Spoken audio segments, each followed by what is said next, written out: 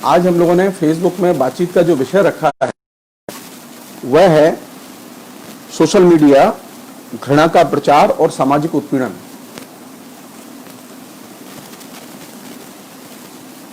ये विषय एक खास मकसद से रखा गया है।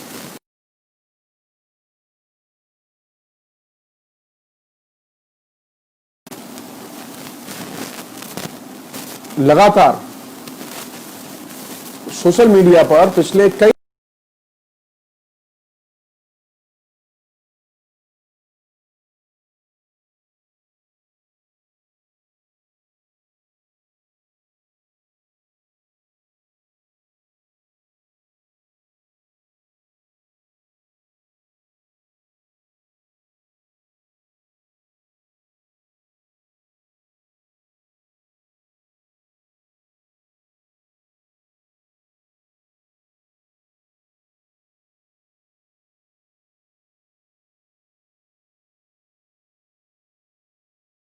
लोग हैं, खासतौर पर जो मानवाधिकारों से संबंधित लोग हैं, मानवाधिकारों की रक्षा के प्रति, सिविल लिबर्टीज के प्रति जो लोग कमिटेड हैं, वे लोग इन विषयों पर लगातार सोच रहे हैं और चिंतित भी हैं। 8 जुलाई को अमेरिका में एक रिपोर्ट नागरिक अधिकार संगठनों की तरफ से पेश की गई है और उस रिपोर्ट में अमेरिका के तकरीबन सभी सिविल राइट्स ऑर्गेनाइजेशंस, अनेक वहां की कांग्रेस के मेंबर, अमेरिकी कांग्रेस के मेंबर और सैकड़ों वकील उस रिपोर्ट की तैयारी में पिछले 2 साल से लगे हुए थे और ये लोग फेसबुक की खासतौर पर 2016 से लेकर अब तक की जो कवरेज, प्रशासनिक भूमिका, नीतिगत भूमिका, इन सब की उन्होंने बहुत गहरी पड़ताल की है और इस पड़ताल के बाद में उन्होंने एक recommendation report, final recommendation report उन्होंने 8 जुलाई 2020 को जमा की। इसके पहले वे 2 रिपोर्ट जमा कर चुके थे। उसमें पहली रिपोर्ट दिसंबर 2018 में जारी की गई और दूसरी रिपोर्ट जुलाई 2019 में जारी की गई। ये फाइनल रिपोर्ट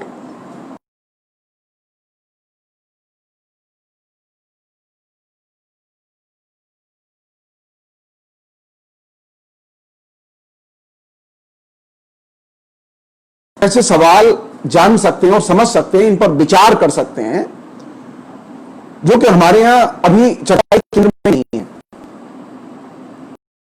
ये रिपोर्ट पढ़ते समय पहली चीज जो मेरे दिमाग में आई कि भारत में भी अमेरिका की तरह यहां के नागरिक अधिकार संगठनों और लोकतांत्रिक अधिकारों से जुड़े हुए संगठनों को और जो सिविल लिबर्टीज से जुड़े हुए ग्रुप्स हैं उनको मिलकर और तमाम पक्ष विपक्ष के सांसदों की मदद लेकर एक ऐसा समूह तैयार करना चाहिए जो कि भारत में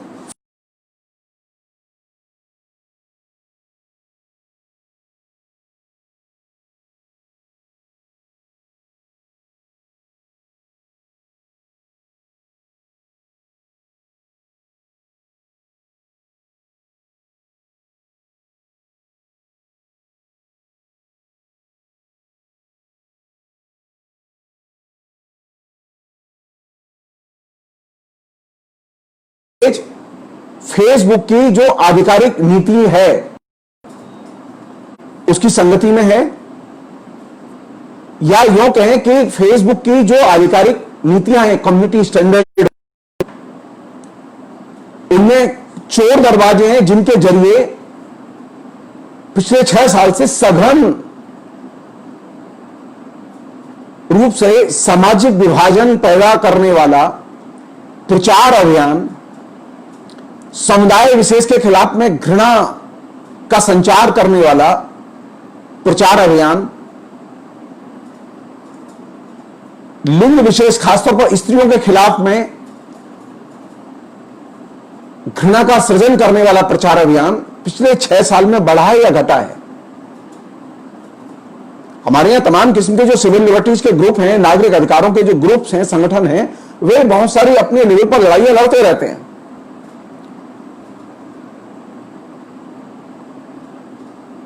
मेरी व्यक्तिगत राय यह है कि अमेरिका में जिस तरह से नागरिक अधिकार और सिविल लिबर्टीज के लोगों ने मिलकर विभिन्न समुदाय के लोगों को साथ लेके जो फेसबुक की जो मीमांसा की है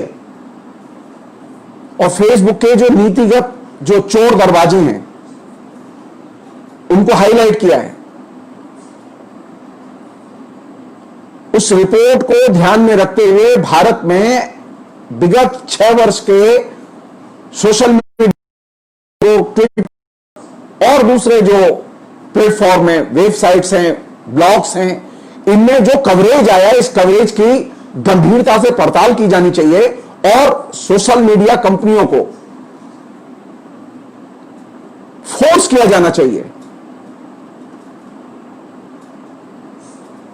कि वे अपने कम्युनिटी स्टैंडर्ड में जो चोर दरवाजे हैं, उन चोर दरवाजों को बंद करें और अल्पसंख्यकों, खासतौर पर मुसलमानों, स्त्रियों, आदिवासियों, मजदूरों, किसानों, इनके खिलाफ में जो एक कंटिन्यूअस जो हेट कैंपेन चलता रहता है, कंटिन्यूअसली जिस तरह से सोशल मीडिया में कानून के शासन के खिलाफ में जो हेट कैंपेन चलता रहता है, उस हेट कैंपेन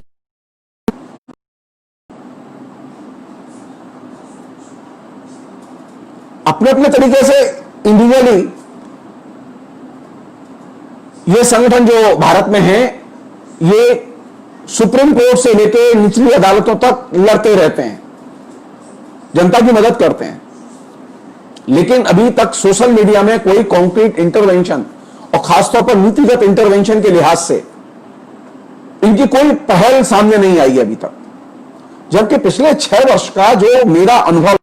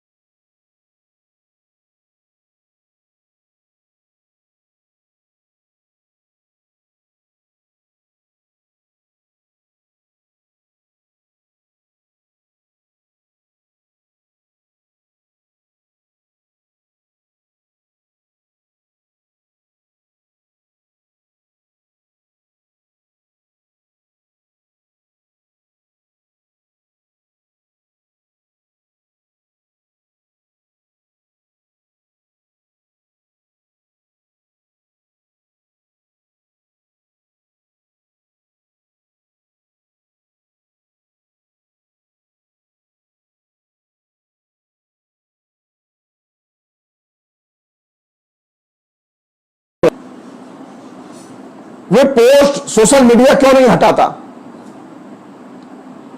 हेट कैंपेन से भरे हुए, जो घृणा से भरे हुए जो भाषण होते हैं नेताओं के,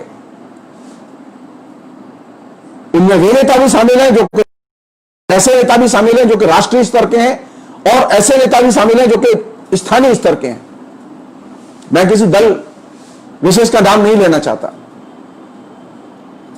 लेकिन ये घृणा कैंपेन, ये सामाजिक सद्भाव को नष्ट करने का कैंपेन, ये कंटिन्यूअसली पिछले 6 वर्षों में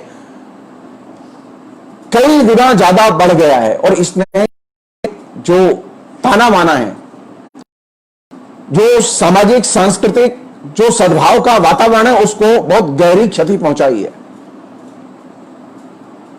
हमारे यहां जो अवस्था है वो ये कि हमारे यहां न तो अदालतें इसके लिए इनिशिएटिव लेने को तैयार हैं, न संसद इनिशिएटिव लेने को तैयार है, न ह्यूमन राइट्स कमीशन इनिशिएटिव लेने को तैयार है, न हमारे यहां प्रेस काउंसिल इसके लिए इनिशिएटिव लेने को तैयार है कि सोशल मीडिया में जो घट रहा है, कोई तो संगठन हो जो पिछले 6 वर्षों में सोशल मीडिया में जो घटा है उसकी ऑडिटिंग करे और सोशल मीडिया की कंपनियों के मालिकों को, प्रबंधकों को एक टेबल पर बुला के बैठा के उन्हें बताया जाए और उनको सहमत करने की कोशिश की जाए। और जो सोशल मीडिया में कवरेज है उसका बाकायदा एक कॉम्प्रहेंसिव स्टडी करके उसके तथ्य जनता के बीच रखे जाएं।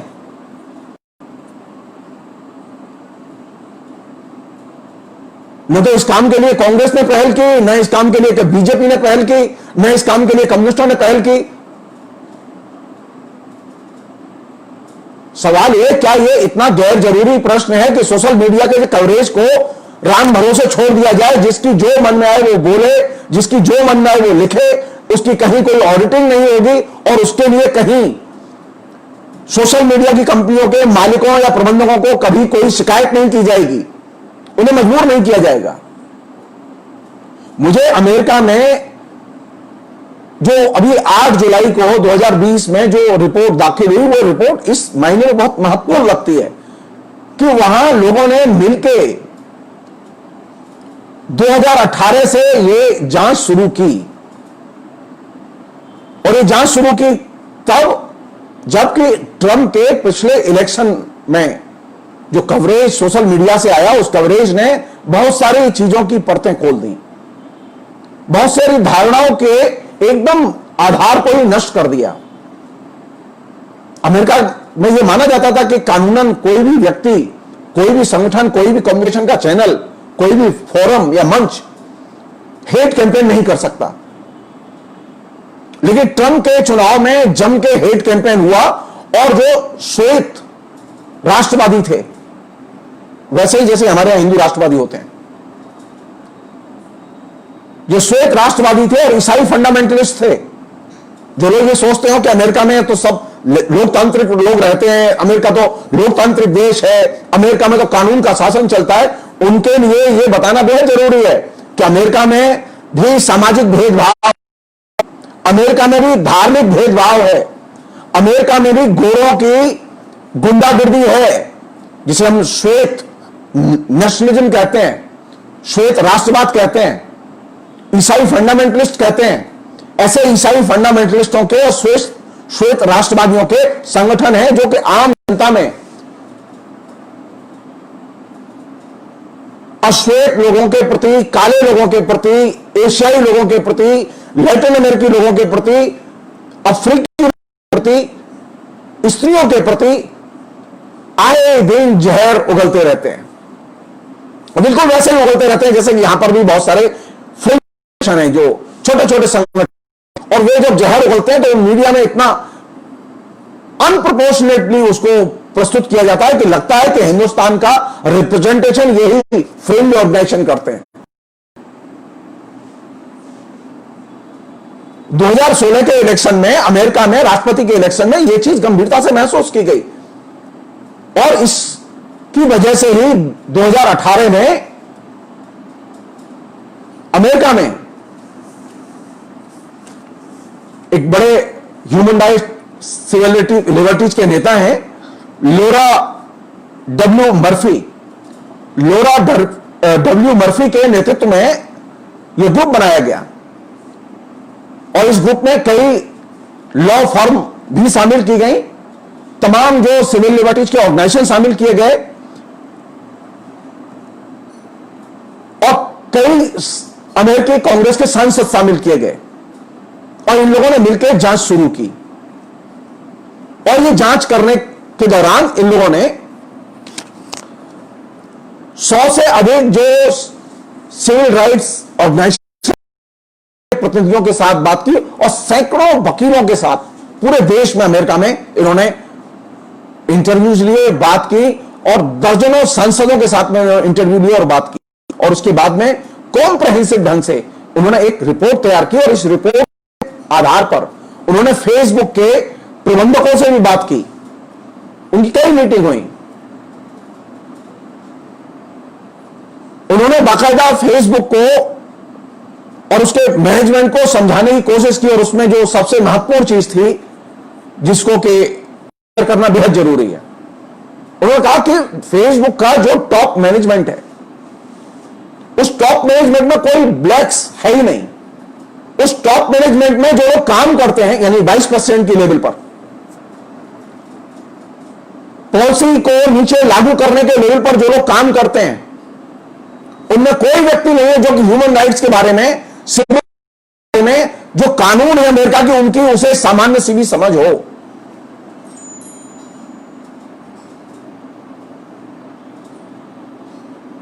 तो लोरा डब्ल्यू मर्फी के नेतृत्व वाली इस कमेटी ने यह पहली रिकमेंडेशन दी कि मैनेजमेंट की टॉप डिसीजन मेकिंग बॉडीज में ऐसे लोग रखे जाएं, उनका प्रतिनिधित्व हो, जो ब्लैक्स हो, ऐसे लोग रखे जाएं जो कि अमेरिका के नागरिक अधिकार कानूनों के बारे में, इनके इंप्लीकेशंस के बारे में गंभीरता से जानते हो। हम नहीं जानते, हम नहीं जानते हिंदुस्तान में जो फेसबुक का मैनेजमेंट है वो कैसे लोगों के पास है, हम नहीं जानते। हम सिर्फ अनुमान कर रहे हैं, हम सिर्फ अनुमान कर रहे हैं कि अमेरिका में जब यह हालत है कि टॉप मैनेजमेंट में जो 22% के लेवल पर जो लोग काम कर रहे थे, उनको अगर ह्यूमन राइट्स की और ह्यूमन राइट्स से जुड़े हुए कानूनों की सामान्य सी भी जानकारी अगर नहीं है, तो वो हिंदुस्तान में स्थिति उससे बेहतर नहीं होगी, बल्कि स्थिति और भी खराब होगी। तो किसी संगठन में, वो भी खासतौर पर कम्युनिकेशन के संगठन में, ऐसे लोग हों जो कि कम्युनिकेशन को रेगुलेट करते हो, कम्युनिकेशन को धारावाहिकता को बनाए रखते हो, वे लोग अगर ह्यूमन राइट्स के कानूनों को नहीं जानेंगे, उसकी नीतियों को नहीं जानेंगे, उसके पर्सपेक्ट्स को नहीं जानेंगे, तो वे कम्युनिकेशन में जो मिस इंफॉर्मेशन है, डिस इंफॉर्मेशन है, हेट स्पीच है, उसे रोकेंगे कैसे? एक छोटा सा उदाहरण दे रहा हूं जिससे कि आप इस चीज को समझ सकते हो, इसकी ताकत को समझ। वो ये कि फेसबुक की ये ऑफिशियल पॉलिसी है कि फेसबुक पर चाइल्ड पोर्नोग्राफी का प्रसारण नहीं होगा, और फेसबुक ने 99% चाइल्ड पोर्नोग्राफी को प्रसारण से पहले ही रोक दिया। इसका मतलब यह है कि फेसबुक अगर चाहे तो जैसे उसने चाइल्ड पोर्नोग्राफी के प्रसारण को प्रसारण से पहले ही रोक दिया, वह हेट स्पीच को भी रोक सकता है। उसी तरह वह यहूदियों के खिलाफ में, मुसलमानों के खिलाफ में, अफ्रीकियों के खिलाफ में, भारतीयों के खिलाफ में, भारत के अंदर मुसलमानों के खिलाफ में और सामाजिक समुदायों के खिलाफ में जो हेट स्पीच कंटिन्यूअसली फेसबुक में आती रहती है, उसको रोक सकता है। हमने कभी सोचा ही नहीं इस बात पर कि फेसबुक हेट स्पीच को क्यों नहीं रोक पाता, क्या वजह है? मैंने जितना भी उनके कम्युनिटी स्टैंडर्ड और दूसरी चीजों को उसके आधार पर मैं एक चीज कह सकता हूं, वो ये कि फेसबुक के कम्युनिटी स्टैंडर्ड नेताओं के लिए अलग हैं और सामान्य यूजर्स के लिए अलग हैं। मसलन अगर मैं कोई चीज हिंदू या मुसलमानों के खिलाफ लिखो जो कि हेट स्पीच के दायरे में आए,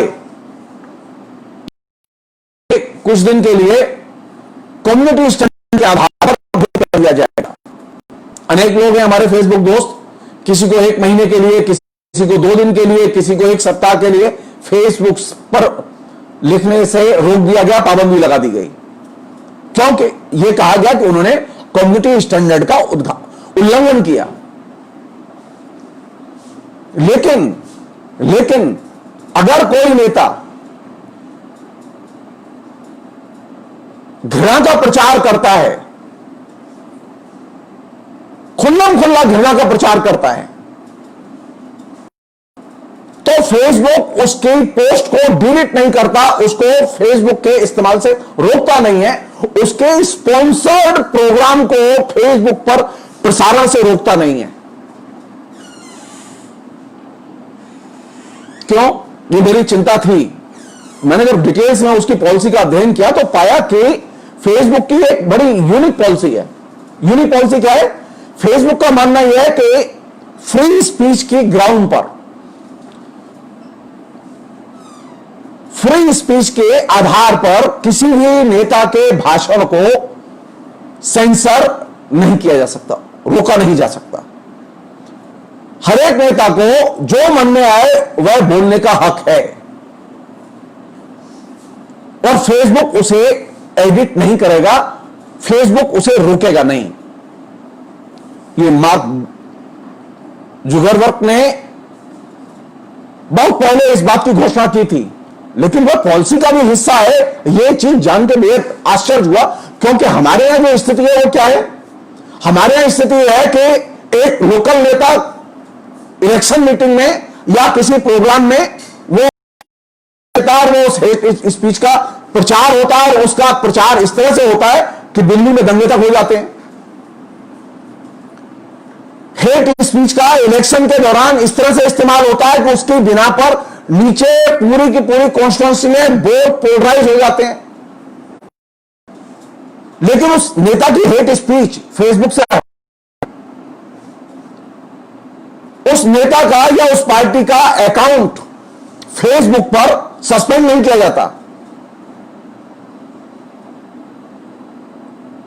क्योंकि स्टैंडर्ड पॉलिसी है फेसबुक की कि नेता को मुक्त भाव से अपने भावों की अभिव्यक्ति करने से फेसबुक रोकेगा नहीं, क्योंकि वो स्पीच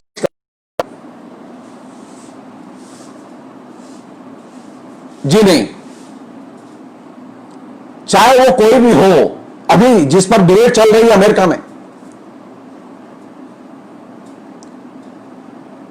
अमेरिका के राष्ट्रपति ट्रंप ने 3 स्पीच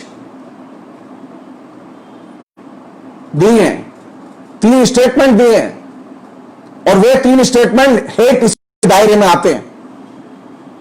फेसबुक ने उनका अबाध प्रचार प्रसार होने दिया है। राइट्स ऑर्गेनाइजेशंस इसका विरोध कर रहे हैं और डिमांड कर रहे हैं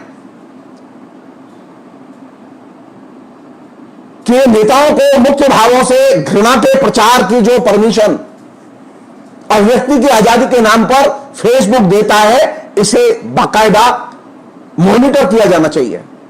किसी भी नेता को, हमारे यहां ये तो वास्तविकता है, हमारे यहां कभी कोई मंत्री, कभी कोई गृह मंत्री, कभी कोई प्रधानमंत्री, कभी कोई मुख्यमंत्री, कभी कोई विपक्ष का नेता, जब जो मन में आती है, जिसके खिलाफ मन में आती है, कानून का उल्लंघन करते हुए घृणा का प्रचार करने में, राजनीतिक मंच का इस्तेमाल करने से पीछे नहीं हटता और वह जानता है कि उसके प्रचार को फेसबुक रोकेगा नहीं।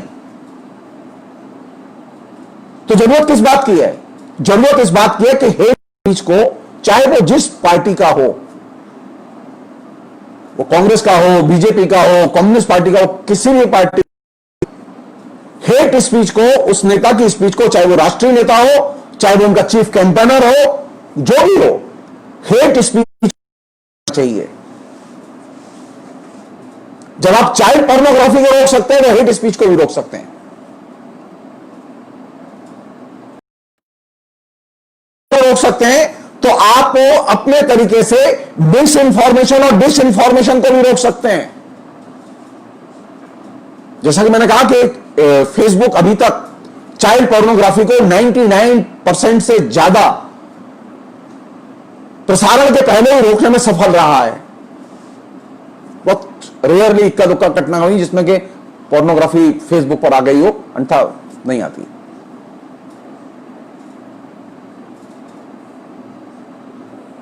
तो मूल बात यह है कि सामाजिक विभाजन के लिए कौन सी 2 चीजें सबसे ज्यादा खतरनाक है अभी? हेट स्पीच, समुदाय विशेष के प्रति घृणा, मिस इंफॉर्मेशन और डिस इंफॉर्मेशन कैंपेन। ये 2 चीजें बहुत बड़े पैमाने पर पिछले 6 वर्ष में फेसबुक, ट्विटर और दूसरे सोशल मीडिया के जो मंच हैं उनमें विकसित हुई हैं। और ये चीजें कंटिन्यूअसली बढ़ रही हैं, घट नहीं रही हैं। इसमें एक एडेड फैक्टर कोरोना भी आ गया है। कोरोना को लेकर भी हेट स्पीच विकसित की गई। हम सब लोग जानते हैं तबलीगी जमात को लेकर किस तरह से बहाना बनाया गया और मुसलमानों के खिलाफ में हेट स्पीच का कैंपेन विकसित किया गया। तो अगर हमें लोकतंत्र को बचाना है तो सोशल मीडिया में जो हेट स्पीच, मिस इंफॉर्मेशन और डिसइंफॉर्मेशन की जो एक निरंतर धारावाहिक जो प्रक्रिया है, जिसको कि संचालित विभिन्न रूपों में कुछ राजनीतिक दल कर रहे हैं,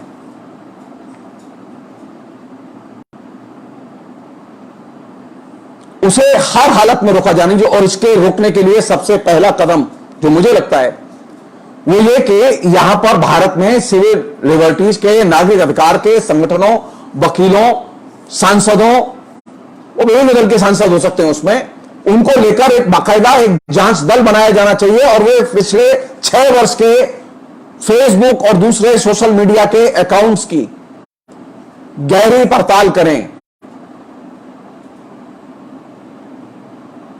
वे तमाम किस्म के जो इसमें जो शेयर करने वाले लोग हैं, वो वकील हैं, वो डॉक्टर हैं, वो तमाम किस्म के अध्यापक हैं, नागरिक कार्यकर्ता हैं, राजनीतिक कार्यकर्ता हैं, उनके वो बाकायदा इंटरव्यू लें और डिटेल्स इकट्ठे करें और सोशल मीडिया पर दबाव पैदा करें कि सोशल मीडिया अपनी ये जो हेट स्पीच, ये जो मिस इंफॉर्मेशन और डिसइंफॉर्मेशन कैंपेन की जो पद्धति और नीति है, इसे बदले और खत्म करे और हेट स्पीच को रोके, मिस इंफॉर्मेशन और डिसइंफॉर्मेशन को रोके, उस कवरेज को रोके जो कानून का अपमान करता है, कानून भंजन का महिमा मंडन करता है। अगर हम ये अवेयरनेस, ये जागरूकता अपने समुदायों में, समाज में, देश में पैदा नहीं कर सकते, हम लिखाई पढ़ाई हमने किसके लिए की, हम पढ़े किसके लिए हैं? हम देश के नागरिक होने का और सचेत नागरिक होने का दावा करते हैं, लेकिन हम अपने आंखों के सामने फेसबुक के अंदर जो कंटिन्यूअसली एक दल विशेष के लिए, एक समुदाय विशेष के खिलाफ जो हेट कैंपेन चल रहा है पिछले 6 साल से, सब लोग जानते हैं कि भारत में पिछले 6 साल से मुसलमानों के खिलाफ में सबसे अधिक हेट कैंपेन लॉन्च किया गया है। हिंदुओं को अतार्किक तरीके से मुसलमानों के खिलाफ में गोल बंद किया गया है, सब लोग जानते हैं। यह समुदाय विशेष का ध्रुवीकरण, समुदाय विशेष के खिलाफ ध्रुवीकरण, ये जो फेसबुक के प्रोपेगेंडा का एक रोजमर्रा की चीज है। और संयोग से देखिए आप, उसमें तमाम वे लोग शामिल हैं जो पढ़े लिखे लोग हैं, जहीन लोग हैं। उसमें ऐसे भी लोग हैं जो जेएनयू से पढ़े लिखे हैं, ऐसे भी लोग हैं जो यूनिवर्सिटी कॉलेज में पढ़ाते हैं, हेट कैंपेन में भाग ले रहे हैं। वे लोग भी मुसलमानों के खिलाफ में घृणा अभियान में भाग ले रहे हैं।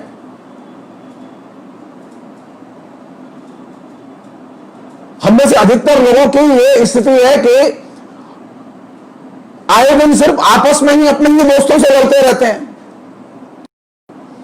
आज इस हेट कैंपेन की वास्तविकता यह है कि उस हेट कैंपेन ने मित्रों को अमित्रों में बदल दिया है।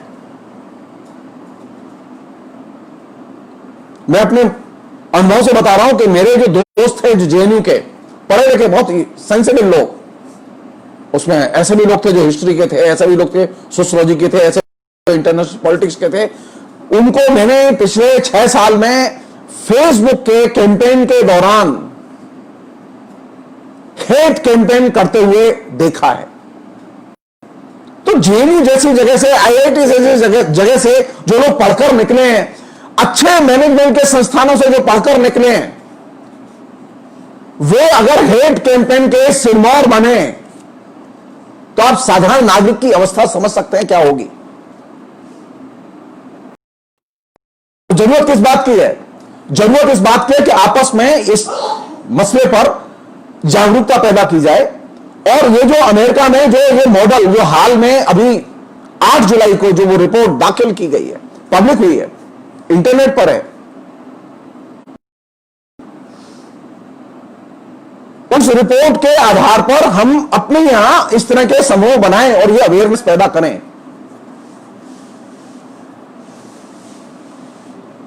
दबाव पैदा।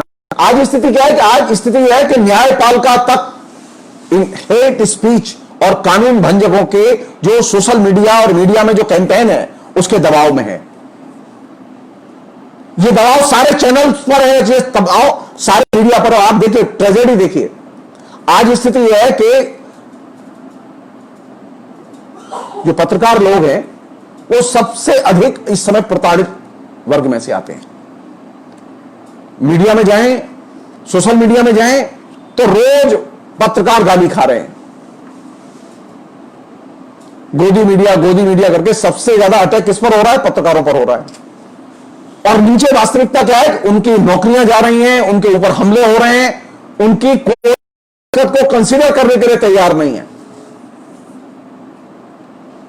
सो पिछले 6 साल में एक ऐसी प्रक्रिया विकसित हुई है जिसमें कि हम पत्रकार से ही नफरत करने लगे, मीडिया से ही नफरत करने लगे, जबकि मीडिया एज ए इंस्टीट्यूशन, पत्रकार एज ए पर्सन, प्रोफेशनल चाहिए, उसके लिखे की आलोचना करनी चाहिए। अगर उसने गलत लिखा है तो उसका विरोध करना चाहिए, लेकिन प्रोफेशनल के तौर पर, एक पत्रकार के तौर पर हमें उसका सम्मान करना चाहिए। हुआ यह है कि दोनों ही तरफ से जो टारगेट बना वो पत्रकार बना, और आज पत्रकार सबसे ज्यादा लूजर है और पत्रकार और मीडिया एज ए संस्थान सबसे बुरी अवस्था में है। और दूसरी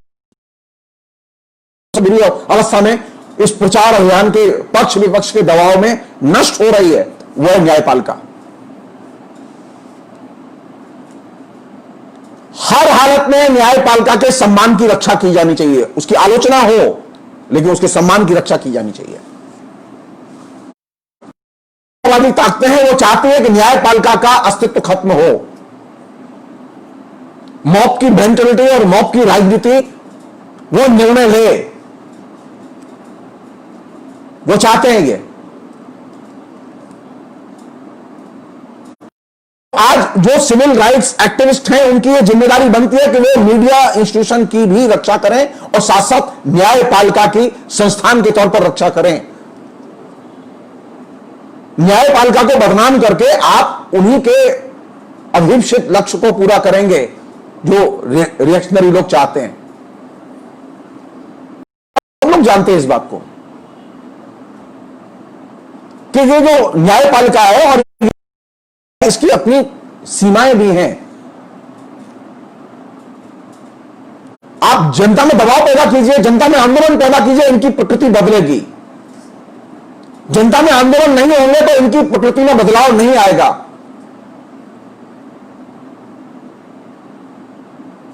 न्याय कोई अंतरिक्ष में विकसित होने वाली चीज नहीं है। आज स्थिति यह है कि अदालतों में काम करने वाले वकीलों के पास खाने के लिए पैसे नहीं है, एक बड़ा हिस्सा है।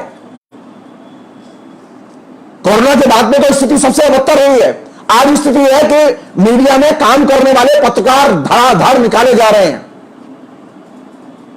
और आपके जेहन में बार बार यह चीज उतार दी गई कि न्यायपालिका बिकी हुई है, वकील बिके हुए हैं, पत्रकार बिके हुए हैं, मीडिया बिका हुआ है। आपकी कोई सहानुभूति नहीं है। कैसे समाज बनाया? पिछले 6 साल में एक बहुत सुसंगठित ढंग से, सुनियोजित ढंग से मीडिया और न्यायपालिका के खिलाफ में हेट्रेट पैदा की गई और ये हेट्रेट अल्टीमेटली उनके लिए फायदे में है जो ये संस्थान देखना नहीं चाहते। मैं नाम नहीं लेना चाहता उन संगठनों का, आप मुझसे अच्छा जानते हैं कौन लोग हैं पॉलिटिक्स में जो कि न्यायपालिका को देखना नहीं चाहते, कौन लोग हैं जो कि मीडिया को देखना नहीं चाहते। वो चाहते हैं कि उनके जो गुरु मंत्र कान में दिए जाते हैं ना, जिसके आधार पर वो समाज चलाते हैं, जिसके आधार पर वो समाज में उन्माद पैदा करते हैं, घृणा पैदा करते हैं, वे गुरु मंत्र सबसे बड़े कम्युनिकेशन के टूल्स हों। लेकिन हम सब लोगों के लिए, जो पढ़ा लिखा समाज है, उसके लिए मीडिया एक बहुत महत्वपूर्ण संस्थान है, जिसका बनाए रखना, उसे बचाए रखना हम सबकी जिम्मेदारी है। हुआ यह है कि सुसंगत ढंग से पक्ष या विपक्ष में, दोनों ही तरफ जो मीडिया के पक्ष में है, वे मीडिया को डिस इंफॉर्मेशन के, मिस इंफॉर्मेशन के, हेट मीडिया के या सरकारी मीडिया के टूल्स के तौर पर इस्तेमाल कर रहे हैं, और आप उसका विरोध करते हुए मीडिया को एकदम अस्वीकार कर रहे हो, रिजेक्ट कर रहे हैं, उसकी महत्ता और सत्ता को अस्वीकार कर रहे हैं। तो अल्टीमेटली दोनों किस रास्ते पर पहुंचेंगे? दोनों ही पहुंचेंगे इस रास्ते पर कि मीडिया एकदम बिका हुआ है, मीडिया की सत्ता और महत्ता इससे खत्म होगी। और तालिबान राज्य क्या होता है? तालिबान के राज्य में, अफगानिस्तान में कोई मीडिया नहीं है। और आप भी अगर मीडिया पर विश्वास नहीं करते तो बेदुआ कौन है? ये तमाम किस्म के जो डेमोक्रेटिक सरकार जो आपको आज सोशल मीडिया में, चैनल्स में दिखाई देते हैं, विनोद दुआ हो या प्रणव राय हो या और दूसरे लोग हों, ये मीडिया के ही लोग तो हैं। तो की गरिमा और मीडिया के स्वतंत्र अस्तित्व की रक्षा करना, मीडिया वही नहीं है जो कि सिर्फ कुछ घराने जिसको चलाते हैं वही मीडिया खाली नहीं है। मीडिया के इंस्टीट्यूशन, अभी स्थिति है कि मीडिया एक संस्थान के तौर पर उसकी प्रतिष्ठा, उसकी गरिमा दांव पर लगी हुई है, उसे नष्ट करने में लोग लगे हुए हैं। इससे बचना चाहिए। मीडिया के कंटेंट की, अगर वो गलत कंटेंट है तो उसकी आलोचना की जानी चाहिए, लेकिन मीडिया के खिलाफ में हेट्रेड पैदा नहीं की जानी चाहिए। ये जो सारा मीडिया गोदी मीडिया, सारा मीडिया और गोदी मीडिया है, तो स्वतंत्र पत्रकार आए कहां से? ये तमाम किस्म के जो स्वतंत्र पत्रकार दिखाई दे रहे हैं इंटरनेट पर, वायर से लेके कारवा तक जितने भी जर्नलिस्ट दिखाई दे रहे हैं, ये सारे के सारे जर्नलिस्ट मीडिया की ही देन है। ये फेसबुक की या वेबसाइट की देन नहीं है, ये मीडिया से ही पैदा हुए हैं। सो मीडिया के प्रति, इंस्टीट्यूशन के प्रति सम्मान का भाव रखते हुए आलोचना विकसित की जानी चाहिए। ये जो स्वीपिंग तरीके से अब मीडिया क्या हो गया? गोदी मीडिया हो गया है। इस सामान्यीकरण से बचना चाहिए, इस तरह के नामकरण से बचना चाहिए। मीडिया में तमाम तरह के लोग होते हैं, पहले भी थे, आज भी हैं, आगे भी रहेंगे। ये जो मीडिया का वैविध्य है, मीडिया में ऐसे भी लोग हैं जो सरकार के प्रचारक हैं, ऐसे भी लोग हैं जो सरकार के आलोचक हैं। तो मीडिया के बारे में एक स्वतंत्र संस्थान के तौर पर हमारा नजरिया होना चाहिए। लेकिन पिछले 6 साल में बहुत ही सुयोजित ढंग से मीडिया की महत्ता और सत्ता और स्वायत्तता पर पक्ष विपक्ष दोनों ही तरफ से हमले हुए हैं। इससे बचा जाना चाहिए। एक अन्य चीज, और यह चीज कह के मैं ये बातचीत यहीं रोक दूंगा, मैं वो ये कि लगातार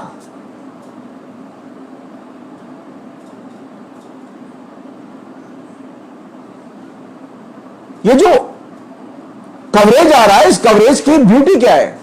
ये जो अभी कवरेज आ रहा है लगातार, ये जो एक माफिया की सरेआम हत्या की गई, बाकायदा जिसे कहते हैं डे लाइट मर्डर, ये जो कवरेज आया, दिल्ली के दंगों के बारे में जो कवरेज आया, शालीमार शाहीन बाग आंदोलन के बारे में जो कवरेज आया, और उस कवरेज को लेकर जिस तरह की चीजें सुनियोजित ढंग से पुलिस ने लिपिबद्ध की हैं, वो हम सबके लिए चिंता की चीज है।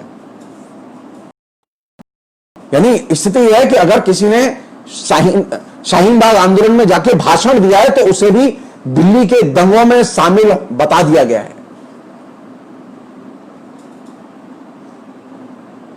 और जो दिल्ली के दंगों के असल अपराधी हैं वे अभी भी बाहर हैं। अरे पॉलिटिकल अकाउंटेबिलिटी नाम की कोई चीज होती है कि नहीं होती? प्रशासनिक अकाउंटेबिलिटी नाम की चीज होती है कि नहीं होती? दिल्ली में दंगे हुए, 3 दिन तक दंगे हुए, दिल्ली के कमिश्नर को नौकरी से क्यों नहीं निकाला गया? दिल्ली के पुलिस कमिश्नर की क्योंकि वो फेल हुआ। केंद्र सरकार डायरेक्ट लॉ एंड ऑर्डर के लिए जिम्मेदार है, तो गृह मंत्री की यह जिम्मेदारी बनती है कि नहीं बनती है कि उनसे पूछा जाए कि आपके रहते हुए दिल्ली में 3 दिन तक दंगे क्यों हुए और क्यों ना आपको हटा दिया जाए। हमारे यहां हालत यह है कि पॉलिटिकल अकाउंटेबिलिटी यानी जिसका दायित्व है कमिश्नर और गृह मंत्री, उनके खिलाफ में कोई एक्शन नहीं हुआ, और जिनका दंगे से कोई लेना देना नहीं है, जो दंगे के समय घटनास्थल पर दिखाई नहीं दिए, जिनके बारे में कोई मैसेज नहीं है, जिन्होंने कभी कोई हेट स्पीच नहीं दी, उनको अपराधी, उनको दोषी मान के चार्जशीट में शामिल किया गया है। और क्यों? क्योंकि आपने सोशल मीडिया में, आपने मीडिया में एक कैंपेन किया है कंटिन्यूअसली कि शाहीन बाग आंदोलन में जो लोग हैं वे सब राष्ट्रद्रोही हैं। और ये जो मिस इंफॉर्मेशन और डिस इंफॉर्मेशन और ये जो हेट कैंपेन है, ये हेट कैंपेन बाकायदा सोशल मीडिया का हिस्सा रहा है। सोशल मीडिया ने इसे आवाज प्रसारित होने दिया है। ये बहुत बड़ा क्राइम है, बहुत बड़ा क्राइम है।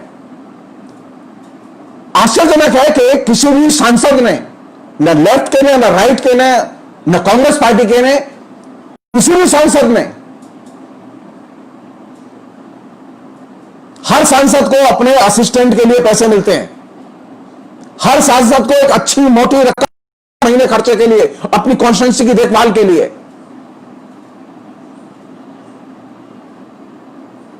किसी भी सांसद ने थोड़ा सा भी पैसा खर्च करके ये जानने की, ये रिसर्च करने की, ये सूचना देने की कोशिश नहीं की, फेसबुक को मेमोरेंडम पर चिट्ठी लिखने की कोशिश नहीं की कि दिल्ली के दंगों के समय और दिल्ली के दंगों के बाद और दिल्ली के दंगे शुरू होने के पहले किस तरह से शाहीन बाग आंदोलन को लेकर मिस इंफॉर्मेशन, डिस इंफॉर्मेशन और हेट कैंपेन चलता रहा है।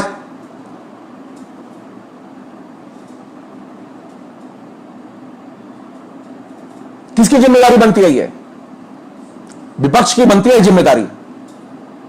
यह संभव ही नहीं है कि विपक्ष को हम इस कमजोरी से मुक्त कर दें। जो लेफ्ट पार्टीज के लोग, कम्युनिस्ट पार्टी के लोग सबसे अच्छे लोग हैं, वे लोग भी इस मामले में उतने ही दोषी हैं इस निष्क्रियता के लिए। हम जानना चाहते हैं मार्क्सवादी कम्युनिस्ट पार्टी ने, उनके नेताओं ने, उनके पॉलिट ब्यूरो ने सोशल मीडिया की दंगे के पहले और दंगे के बाद और दंगे के दौरान जो भूमिका है उस पर कोई मेमोरेंडम फेसबुक को भेजा? क्यों नहीं भेजा? कांग्रेस जो इतना बड़ा साइबर सेल चला है, उसने कॉम्प्रहेंसिव शिकायती पत्र सोशल मीडिया के जो कर्ता हैं हिंदुस्तान में उनके पास भेजा। लड़ाई किस बेसिस पर लड़ी जाएगी? हवा में। जगदीश्वर जी पोस्ट लिख देंगे, महावीर खत्री पोस्ट लिख देंगे, महावीर जगलान पोस्ट लिख देंगे, प्रदीप काशनी पोस्ट लिख देंगे। इससे आप क्या सोशल मीडिया में लड़ाई लड़ सकते हैं? सोशल मीडिया में जो डिस इंफॉर्मेशन कैंपेन है, हेट कैंपेन है, उस हेट कैंपेन और डिस इंफॉर्मेशन कैंपेन को आप व्यक्तिगत केंद्रित प्रचार अभियान न बनाएं। घृणा के प्रचार अभियान को, मिस इंफॉर्मेशन और डिस इंफॉर्मेशन के प्रचार अभियान को रोकने के लिए जरूरी है कि आप सांगठनिक तौर पर, नीतिगत तौर पर आप हस्तक्षेप करें। भारत में जो कम्युनिटी स्टैंडर्ड जो सोशल मीडिया के लागू किए गए हैं, वहां किसी भी किस्म की कोई मॉनिटरिंग नहीं है। वहां सब कुछ अबाध तरीके से चल रहा है।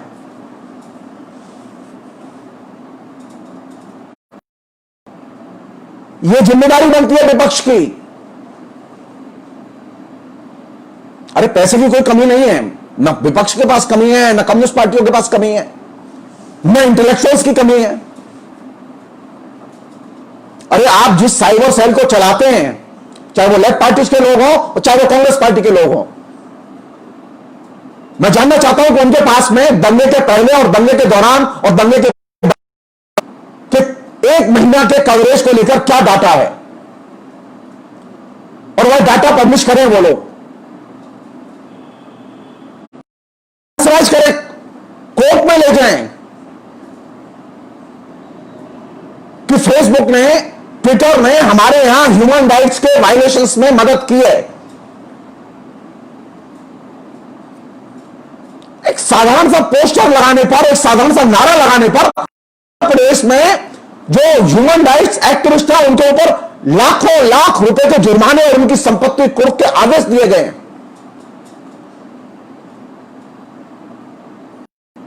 जो कि गलत है। और एक कंपनी, एक कम्युनिकेशन कंपनी लगातार डिसइंफॉर्मेशन कैंपेन चलाए, लगातार हेट कैंपेन चलाए और उसके कोई पिटीशन ना हो। नरेंद्र मोदी सरकार की भी ये जिम्मेदारी बनती है कि वो कानून के और संविधान के पालन पर ध्यान दे। हम पूछना चाहते हैं नरेंद्र मोदी से और अमित शाह से, वे बहुत ताकतवर लोग हैं,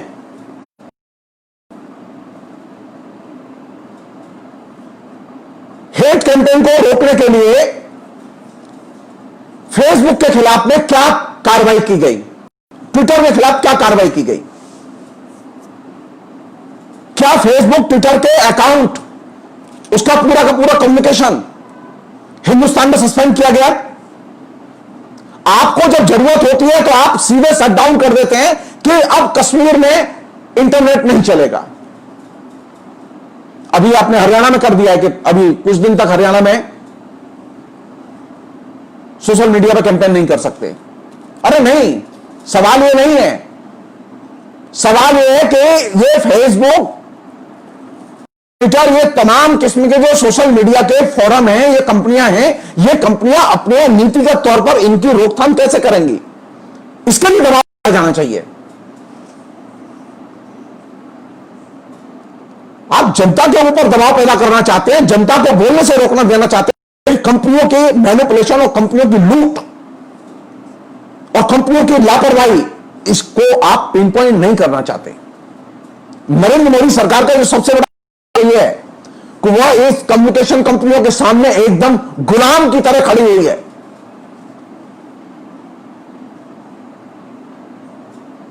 हम अच्छी तरह से जानते हैं कि आज नरेंद्र मोदी एक कस के स्टेटमेंट दे रहे हैं, कल से अगर आपने ये कैंपेन नहीं रोके, चाहे जिस संगठन के हो, वो हेट कैंपेन रोके जाने चाहिए। नरेंद्र मोदी सरकार की जिम्मेदारी बनती है कि भाई संविधान का पालन कराए।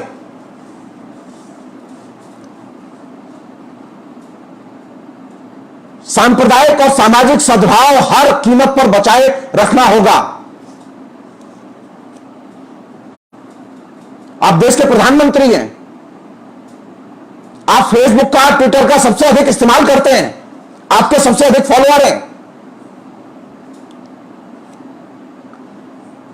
लेकिन आप फेसबुक कंपनी को आप सामान्य सी नीति के लिए आप दबाव में नहीं ला सकते। क्यों? क्योंकि आपके जो नीचे लघुए ढगुए हैं वो लगातार हेट कैंपेन करते रहते हैं।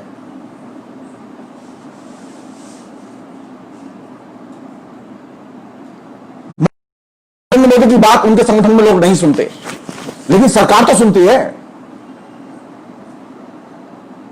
नरेंद्र मोदी का गृह मंत्री तो उनकी बात सुनता है, अमित शाह तो उनकी बात सुनते हैं। तो अमित शाह ने क्या फोन किया फेसबुक कंपनी को कि हेट कैंपेन बंद करो?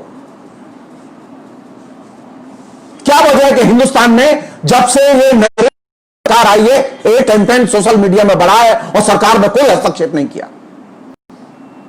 ये सरकार साधारण सी चीज पर लोगों के खिलाफ में राष्ट्रद्रोह के मुकदमे लागू करने में सबसे आगे है।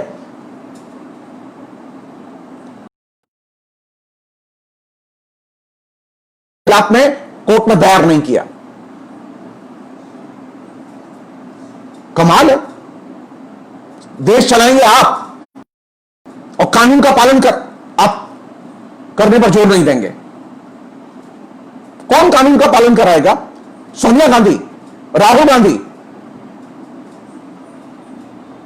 सोनिया गांधी और राहुल गांधी की जिम्मेदारी, देश नहीं चलाते, देश चलाते हैं अमित शाह और नरेंद्र मोदी।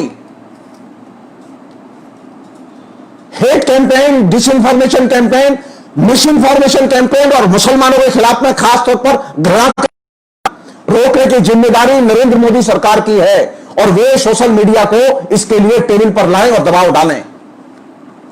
सरकार का इतना बड़ा तंत्र है। सरकार बताए कि पिछले 6 साल में फेसबुक ने, ट्विटर ने किस तरह का डिसइंफॉर्मेशन कैंपेन और हेट कैंपेन प्रचारित करने में मदद की है। सरकार बताए, यह सरकार की जिम्मेदारी है। सरकार अपनी जवाबदेही से बच नहीं सकती। आज मैं अगर सरकार के खिलाफ में ऐसा कुछ बोलता हूं जो कि कानून का उल्लंघन करता है तो सरकार मुझे घर से उठा लेगी, एफआईआर करके मेरे पीछे केस लगा के बंद कर देगी। अरे एक साधारण सी चीज थी, जेल में लड़के 25 लड़के खड़े होकर नारेबाजी कर रहे थे और आपने राष्ट्रद्रोह के मुकदमे लगा दिए। और फेसबुक पर रोज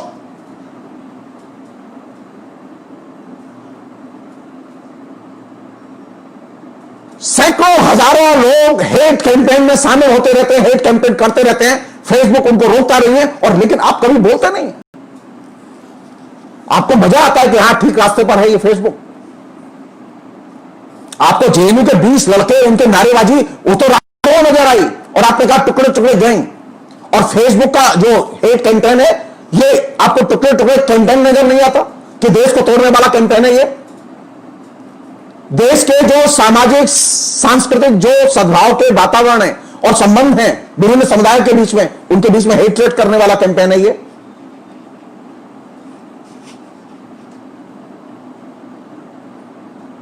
सरकार ने कभी इस बात पर इनिशिएटिव लेकर फेसबुक कंपनियों के जो यहां पर कर्ता धर्ता हैं, फेसबुक कंपनी के कर्ता धर्ताओं को बुलाकर कभी कोई नोटिस नहीं दिया।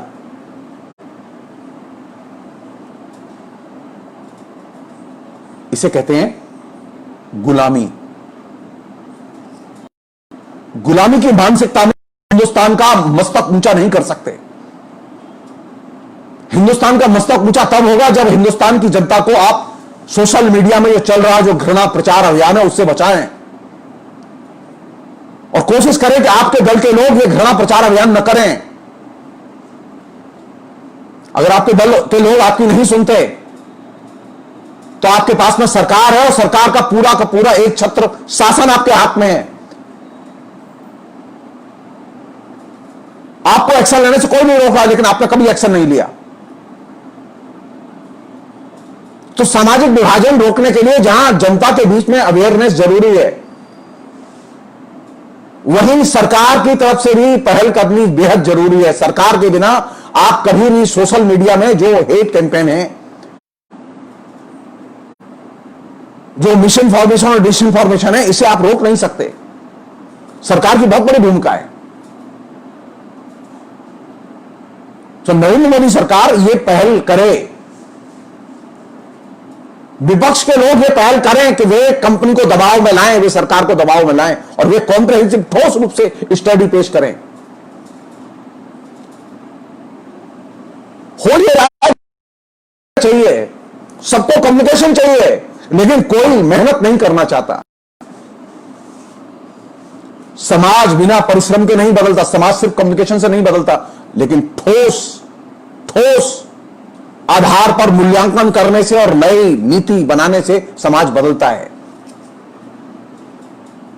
सोशल मीडिया के अगर हम बेहतर इस्तेमाल की संभावनाएं देखते हैं तो हमें सोशल मीडिया में जो हेट कैंपेन, मिस इन्फॉर्मेशन और डिसइंफॉर्मेशन का कैंपेन है, इसको टारगेट करना होगा। हमें मीडिया के बारे में और न्यायपालिका के बारे में जो हेट कैंपेन चल रहा है, इन दोनों ही संस्थानों की गरिमा को और महत्ता को कम करने की जो कोशिशें चल रही हैं, इस कैंपेन से अलग हटना होगा। हमारे लिए मीडिया बहुत महत्वपूर्ण और मीडिया कर्मी बहुत महत्वपूर्ण है, चाहे वो साधारण व्यक्ति हो। वो वहां जो काम करता है वो अपनी इच्छा से काम नहीं करता, बल्कि जो उसके संस्थान की पॉलिसी उसके तहत काम करता है। सो हमें व्यक्ति से दुश्मनी नहीं चाहिए, पत्रकार हमारे दुश्मन नहीं है, न्यायपालिका में काम करने वाले जज हमारे दुश्मन नहीं है, न्यायपालिका हमारी दुश्मन नहीं है। अगर कोई जजमेंट गलत आता है तो हम उसकी आलोचना करें।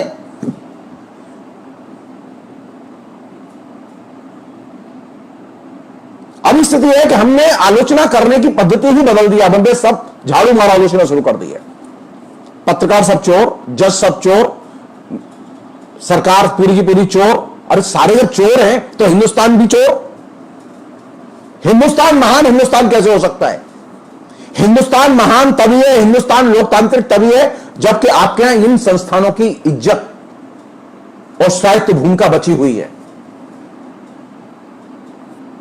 अंत में मेरी केंद्र सरकार से, नरेंद्र मोदी और अमित शाह से, जो कि अपने को बहुत ताकतवर समझते हैं, देखना चाहता हूं मैं कि अगले कुछ महीने में, कुछ दिनों में सोशल मीडिया में जो हेट कैंपेन पिछले 6 साल में विकसित हुआ है उसके खिलाफ में वे क्या एक्शन लेते हैं। हिंदुस्तान की जनता ये मांग करती है कि वे एक्शन लें। अगर फेसबुक और ट्विटर न माने तो कॉन्क्रीटली उनको मजबूर किया जाना चाहिए, उन पर हैवी फाइन लगाई जानी चाहिए। स्थिति बदलनी चाहिए। सिर्फ राजनीतिक स्वार्थ के लिए संविधान को और कानून के शासन को नष्ट होने से बचाना चाहिए। यह हम सबकी जिम्मेदारी है। अगर सामाजिक विभाजन को नीचे रोकना है तो सामाजिक विभाजन को रोकने के लिए सोशल मीडिया में जो कैंपेन चल रहा है उस कैंपेन पर आलोचनात्मक दृष्टि से विचार विमर्श शुरू करने की जरूरत है और दबाव बनाने की जरूरत है। आप अपने यहां जो नीचे जो लोकतंत्र की क्षति हो रही है उस क्षति को रोक सकते हैं। फिलहाल इतना ही। बहुत बहुत शुक्रिया। Thank you.